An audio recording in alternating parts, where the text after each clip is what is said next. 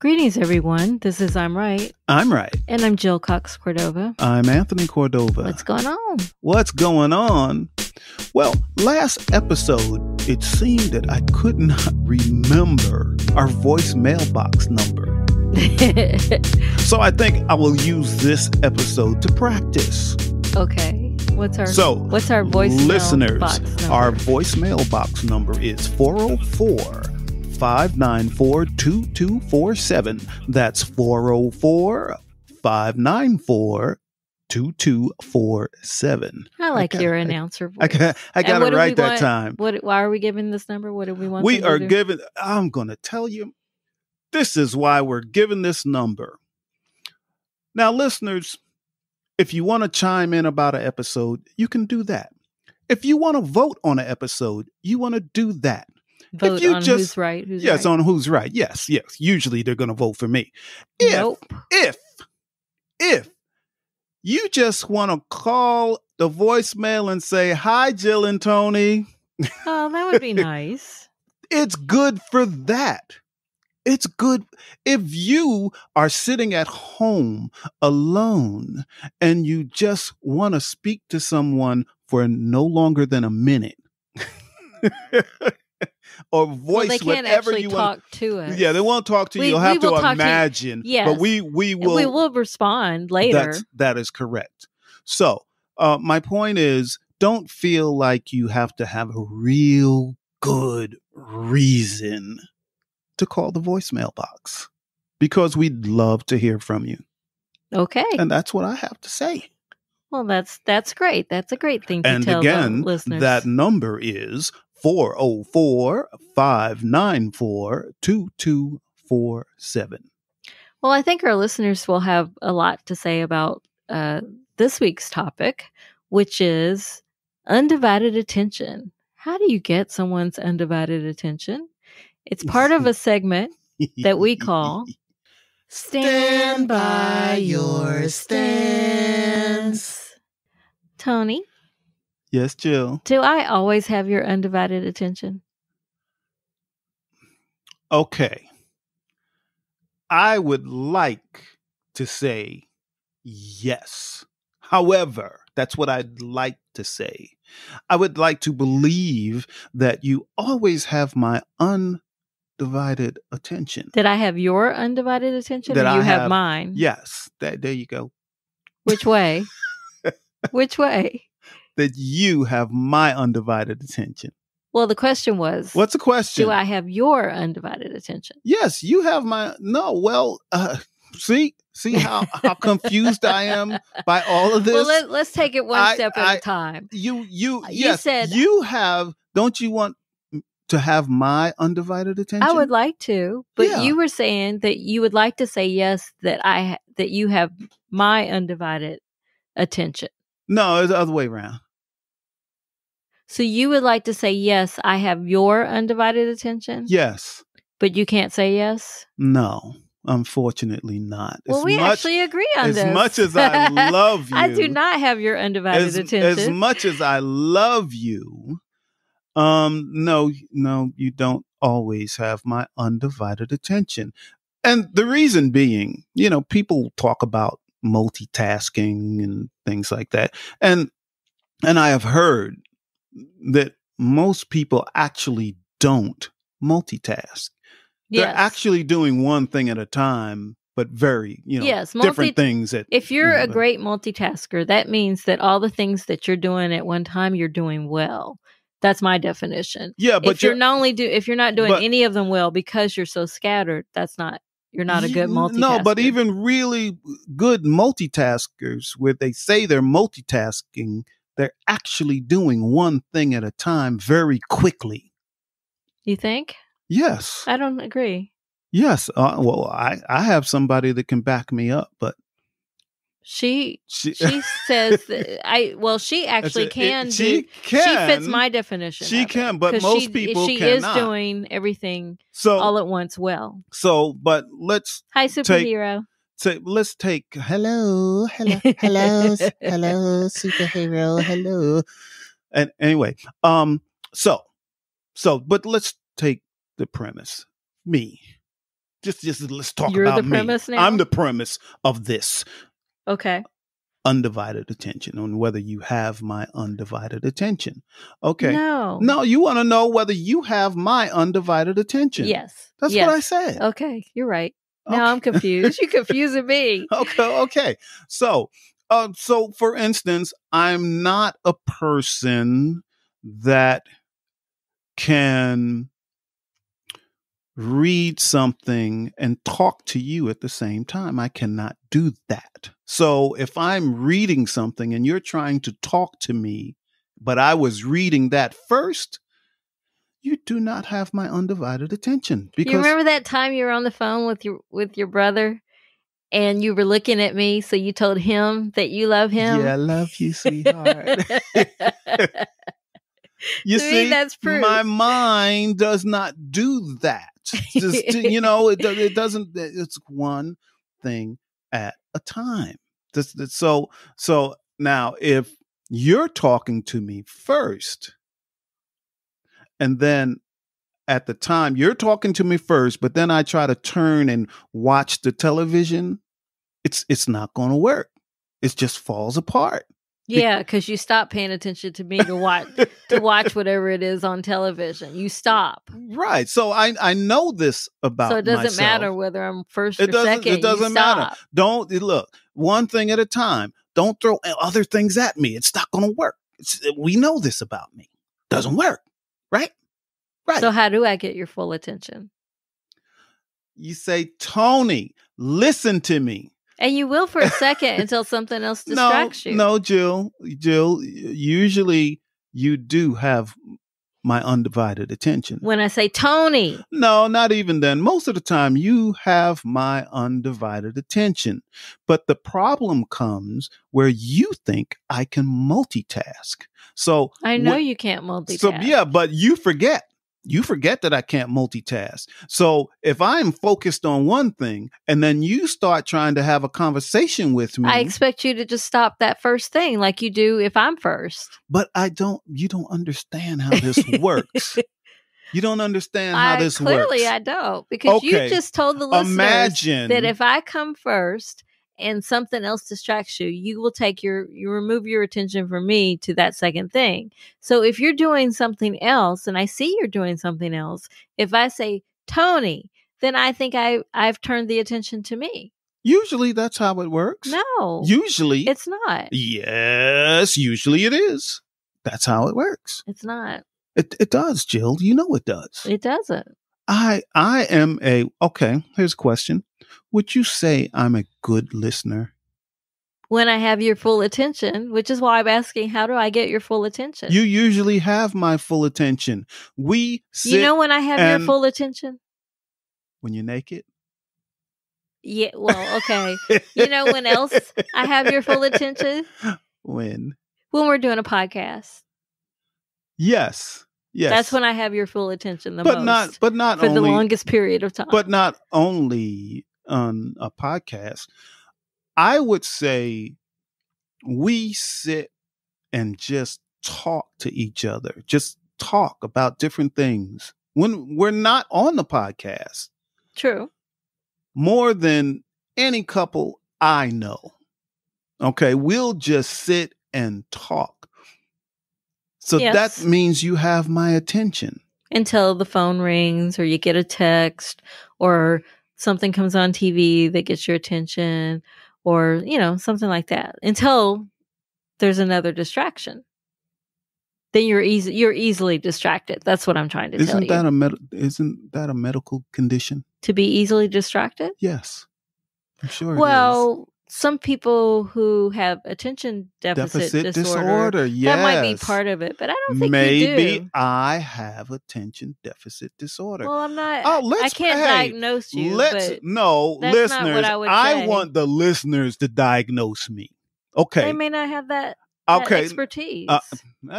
They can offer their listeners. You can always offer your opinion. That's right, but we have a very intelligent audience. Yes, we do. I know this. Okay. Yes, we do. So I'm going to give a couple of examples of how my day would go. And we have talked about these things on our podcast before. Okay. So let's say we're in the house and you're in the den and I'm going to the basement to um get a screwdriver I know where to this story is going. there's a loose hinge on a door upstairs. So I go downstairs to get a screwdriver, a And Phillips then head all of a screwdriver. sudden, Jill hears the drums. Then you hear the drums. You were see? just playing your heart out. And I'm like, I thought he went to get a screwdriver. I go down to get a screwdriver, and I end up playing the drums, and then I'll come up and without the screwdriver, because you forgot why you were going down there. Maybe, but I may come up with the screwdriver, right? Yes. But I'll come up with the screwdriver, and I'll come to you in the den, and I'll say, "Hey, Jill, I'm sorry. I saw the drums. I didn't know you were in the den here, working on your computer. I apologize," right? But then I'll sit down, and then I'll have a conversation with you, right? Yes. And then I don't fix the door. But then in the meantime, when I get up, I may get up and go outside, do something outside, So my mind is, kind of scatterbrained. So my attention is at a deficit. You see, it's hard to keep my attention. You see, so it's not my fault. See, you may have a point. I don't know enough about ADD to assess whether that's you or not, because you don't do it all the time. I think I do. You do it a lot, but you don't do it all the time. Like because if I'm next to you and I say Tony and I touch your arm or something, like little kids do when they want their parents' attention. Yeah. If I do that with you, then I will have your attention for a little while until something else happens. Yeah, but then now see, and I'm not even talking about what my mind is doing when you do have my attention. So when we record these podcasts, where it seems to me that you are clearly listening to me. I am clearly listening. So why can you do it for 30 minutes and not more often? Well, or is your brain, if I asked you right now, what are you thinking as you listen to me? And you're like, oh, I see that behind you, I need to paint the wall, or that picture is crooked, or, where is your brain right now? I'm scared to ask that question, but I will. Future. Where's your mind right now? Future now? Edits for the segments of this podcast. Okay, that was honest. So this might be one of the things I can multitask. Because we can do this podcast, and my mind definitely goes other places. Okay. So why can't you do that more often? Well, this is our podcast. Yeah, but I'm your wife, so if I'm talking to you and I need your attention, I can't spaz out in our podcast. If you say something and there's no response, I can't do that. I can't so say. When we have regular conversations, hold on. I can't say like we're having this conversation now, but then all of a sudden I can't say, "I'm sorry, I wasn't listening to you." Not on the podcast. I can't do that. I wasn't listening. You could, but then the listeners would definitely side with me more often. You could do that. I can't do that. So in regular conversation, I have to stay focused. So in regular conversation, can you pretend that we're doing a podcast and when you talk to me? No, because it's not the same structure. But we're still having a conversation. It's different. It's a structured conversation, but it's a conversation. This conversation, there's millions of people listening to us. Millions? Millions. I haven't seen those numbers of people listening to us. I've not seen those numbers. So I have to make sure I stay focused on you and what we're saying and what I'm saying. But in relationships in general, shouldn't people want to stay focused on their conversations with their loved ones? In general, I do. You just explained all the times that you don't. Yeah, but when you have my attention, you have my attention. I mean, I can, look, I can be honest. I'm sorry, Jill. I didn't hear a word you said. You, I've said you it do this say morning. that because I'll even I say, "Are haven't you heard- listening to me?" And you'll say, I'm "No." sorry. I'm sorry. I didn't hear a word you said because my mind was somewhere else. I wasn't listening. But then I'll say, okay, now I'm listening. What is it? What do you want to say? Well, by then I may have what? forgotten what it was I was trying to tell you. No, in the first because place. I tell you immediately. I tell you, and actually, many times I tell you while you're still talking, while you're still telling me what you want to tell me. Yeah. What you want to, and I'll say, that works very well for me. Not. Hold on. Yeah, but hey, don't go further. Stop. If you weren't listening to in the first place. Don't go further. Noted. Stop. Got it. Stop. Let's start over. And I'm listening now. Okay. Well, do you think I'm you have a very full, good listener. Full attention? No. Well, I will tell you that I've tuned you out. I will tell you that. We've had a whole episode about my telling you when I tune you out. But I think that's worse than what I do. Because I don't tune you out. You purposely tune me out. Not Mine purposely. Is not. Yes, yours is on purpose. Well, what Mine happens is not. Yes, it is. No. No, what happens yours is on purpose. What happens is I recognize that I can only do a few things at once. I can do more things at once than you can. Yes, Would you agree with that? I agree. So if I'm at my limit and then you're trying to tell me something, I have to make a quick decision in my head of what needs to go so that I can have room. So sometimes it is you. If the other three things I'm doing is work related or something that I'm under deadline for, I make a decision like I can't listen to him right now, so I tune you out. We did a whole episode on that. Is that how it works? That is. Very quickly, my brain assesses which priority I have to go with at the moment. What were you doing about 19, 20 minutes ago? I don't know. Well, we hadn't. I was on my phone. We hadn't started recording this podcast yet. Right. And I was telling you some technical things that I need to put into place. That's what I do. I don't understand. I don't do that. Can you tell me what I said? You said that you needed a different kind of mixer and a second monitor to do what we're trying to second computer. You're close. And there was one other piece of hardware we needed. It wasn't a mixer? That was one, but that was. You said you need a part, and I don't know what the part is called. Well, Jill, you just meshed three different things I said at three different times. Because they're all technical. All together. All technical. Which means they're technical stuff. You weren't listening to me. I didn't have your undivided because we've already attention. Discussed that when you start describing technical things that you need that are over my head to begin with, then I will tune that out. You know that about so me. If we're technical talking about things I don't do very well. If we're talking about which one of us is kinder and which one of the things we do is just pure. Okay. Pure. So, pure. Yes. What I do is something that cannot be helped. I'm ADD. You will tell me. I'm not listening to you. No, because I'll let you know. Jill, I'm sorry. I didn't hear anything you said. Will you tell me again? But you on the other, I don't make a conscious effort to tune you out. I never do that. But you on the no. You're just not calling it that. It's not semantics. It's not semantics. Yes, I don't make a conscious effort to do it.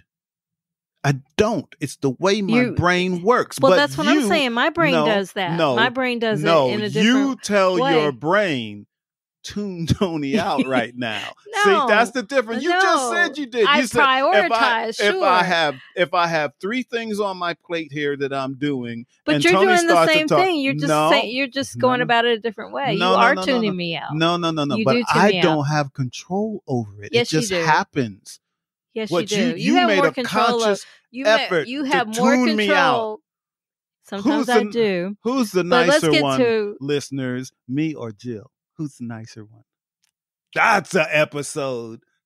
There we go. Let's write that down. Okay. Well, let's get to our second segment that we call Give it a rest and a resolution. So your conclusion is that you're nicer and you don't purposely tune me out. So you don't purposely not give me your full attention. That's right. It's out of my control. It is under your control. It's out of my control. It is. You can totally control that. It's a mental problem. But you can handle it because you train your mind to do all sorts of things. You tell me all the time, Jill, just focus in your mind about that. How many times do you tell me that? Often. Those are different things. So you can focus on it too. I focus on one thing at a time. So sometimes I'm not that one thing. So your brain does do that. No. That's just the way my brain works. I don't choose. No. I don't choose. Your brain does choose. I don't choose. Your brain does choose to ever tune you out. I never choose that. It just semantics. You're just using different words. It's not semantics. It is. My brain functions that way. It's like breathing. Like breathing, Jill. Yeah. You don't have to think about breathing, right? This is involuntary actions. Yes, your involuntary action is that functions. Your involuntary action is, I can't listen to all three of the stimuli at once, so one of them goes away, which sometimes is me. But but I don't give that thought. Well, my conclusion, it's involuntary. My conclusion is that we're actually the same. I'm innocent. We are not. We are not the same. My conclusion is we're the same. So, listeners, which one of us is right? Who is right about about our approach to not giving someone our undivided attention? It's part of a segment that we call So what do you think? What do you think? Because I'm right. Because I'm right. All right. So this week we had 3 of our listeners to give their viewpoint on our previous episode about sharing a bathroom, personal space. You know, Tony? Okay. So let's listen to caller 1. Hi, this is Diane. I was calling about your episode when you need space and alone time. The bathroom thing was never an issue when I was married because we never had to go at the same time. But it was an issue when I had children, and it was a sanctuary. That was the leave me alone spot in the house. My kids followed me in the kitchen, they followed me everywhere, but when I went into the bathroom, that was my sanctuary. So about husband and wives, I think you had a good point, Tony. If somebody needs to be around you all the time, that's dangerous. So they need therapy. But if you set the boundaries, Jill, I'm with you on that. If you decide toilets are not a problem, it's not. Now, for me personally, if I remarry, it's okay with me. I don't have to sit next to you, though, but you can come in while I'm in there. So that's my vote. Just be on the same page about it. Take care. You guys keep up the wonderful, wonderful work that you're doing. Bye. Well, thank you, Diane, with the fabulous voice. So, Tony, I think she said 3 keywords that recognize both of our takes on the issue. What was that? So, for me, sanctuary, because the bathroom is a sanctuary for me. And for 2, dangerous and in need of therapy. She described you. No, she was talking about someone that has to be with that person all the time. And you know that's not me. Sure it is. No, I like my alone time. Well, thank you, Diane, for your comment. We appreciate you. So let's get to caller number 2. Oh, Tony, I'm afraid Jill is 100% right on this one. Oh, Mary, by the way. Bye. Well, thank you, Mary, for agreeing with me. I won. It's never nice to gloat. We'll give you this one. You do know our podcast is called I'm Right. Which... I'll give you this one. Okay, thank you. All right, let's get to caller number 3. Hi, Tony and Jill. Regarding the show about using the bathroom together, I've got two theories for you. The first is that this may be a throwback on Tony's part to the old outhouse down the hill or across the yard, which frequently had two holes covered by old pot lids. And that may be where this came from, although there was one in the neighborhood I lived in when I was living on a farm in Michigan, and I'm not aware of anyone ever having used it at the same time it was being used by someone else. So I don't understand why there was two holes. Anyhow, the other theory is that this may be some kind of subconscious aberration of the old saying, the family that prays together stays together, except Tony substituted something else for praying. So just a thought. Well, thank you, Dennis. I think Dennis elevated this topic by offering a historical and theoretical analysis and two theories at that. Yes, but I do believe he proved my point. No, he didn't. There was an outhouse. Decades ago, it was built, an outhouse with two holes. Yeah, so that just means you didn't want to wait. No, it means that we got away from the way we used to do it. So I'm trying to bring us back to that, Jill. No, it just means... So thank you, Dennis, for proving my point. Thank you very much. Thank you, Dennis, but for your theoretical analysis. But Tony, he proved my point. No, he really didn't. It just means someone didn't want to wait. So anyway, to all of our listeners who just called in, thank you. Please continue to do so. And to you other listeners out there, we've done over 80 episodes. So you can comment on any of them. Just let us know which one you're responding to and tell us your first name and call 404-594-2247.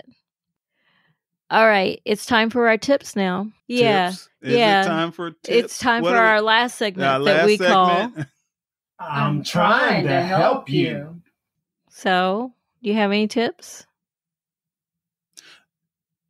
My tip is, of which I do, and by all means, try to give your partner, your loved one, your undivided attention. Do the best you can at that. Always keep that in mind. That's a good tip. Thanks. Well, my tip is if someone tells you, it's a problem with your paying attention to them, then it is a problem that you're not paying attention to them. We didn't really give advice on how to get someone's undivided attention.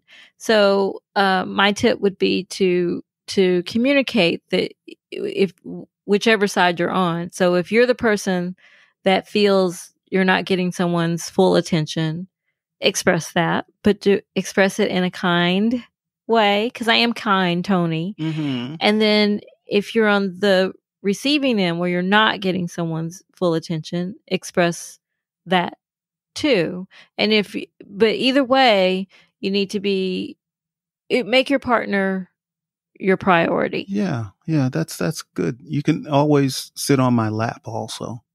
That will get your attention? Oh, absolutely. Never mind the times that I've like come over to you to like give you a lap dance and you just start laughing hysterically like you are now. I was trying to give you a break and not bring that up. That's why I said so that was you're being kind? Yes. So you don't want the lap dance, you just want me to sit in your lap. The lap dance is amusing. See, when I'm trying to be all kind and give you my attention, you just start laughing. Well, Jill, and that makes me go away. That hurts my feelings. You hurt my feelings. But that's not you, Jill. I can't see you working in one of those topless bars doing I'm not trying to. Why'd you take it there? That's what a lap dance is. I'm doing it just for you. I just want you to in the privacy of our own home. I'm just doing that for you. Yes, I love those, Jill, when you do. Well, that gets your attention. They always make me smile. That gets your attention. Oh yeah. So your tip would be sit on someone's lap to get their attention. Yes. And you're not going to go, "Oh," when I do, right? Because I'm No, overweight. I'm not going to do it like that. I'm going to go, oh. On that note, maybe we should end this episode. Why? Why not? I think we should roll this into another episode, and we'll have our first hour episode. It'll be a 2-part series. And what would the second part be? Lap dances. Huh? That's it. We could talk about that for a long time. No, actually we can't. Sure we can. I'll give you a lap dance. I'll give you one right now. Wait, let me get my headset off. I'm coming over. I'm coming. Get ready. No. I'm coming. Let's end this episode. You've been listening to I'm Right. I'm Right. I'm Jill Cox Cordova. I'm Anthony Cordova. Shout out to Gifford Ivan Cordova III for the music, Nick Zinke for the art. We should also shout out to our listeners in France. We've been doing very well. We've been doing very well in France. Who knew? We did. And where else have we done well? Nigeria. We're like number 17 in Nigeria. Yes, and those are both for relationships. So, since France has Paris, which is the city of love, we feel great about that. But listeners, in the U.S., our numbers are highest in the comedy category. We didn't know you all thought we were that funny. We thought we had a real serious podcast. That's right, we did. Real serious, giving good, solid information. But I guess we don't. So anyway, keep listening. Thank you, everybody. Thank you. Bye. Bye-bye.